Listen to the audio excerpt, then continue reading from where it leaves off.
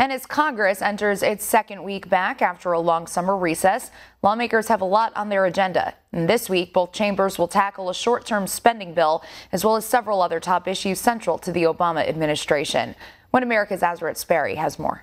Congress is taking on big projects before their next break beginning in October. Most importantly, the annual spending bill, since stalling it could cause another government shutdown. It's now expected the Senate will look at a short-term appropriations bill ending before the year closes, despite most strong conservatives preferring a longer extension. Lawmakers met behind closed doors on Friday and agreed to pass the short-term bill and will meet with President Obama to find the best path to move forward. The Senate is also looking to close the books on a water infrastructure bill to authorize $9.4 billion for waterway projects over 5 years, including $220 million for cities like Flint, Michigan, struggling with emergency water problems. A procedural vote is scheduled for the end of today. In the House, GOP representatives are looking at big moves to counter the Obama administration.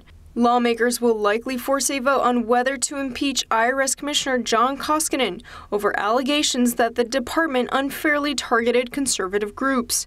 Representatives are wary of a vote, as the House has only ever once impeached a cabinet-level official, when Secretary of War William Belknap was accused of running a pay-for-play style operation in 1876.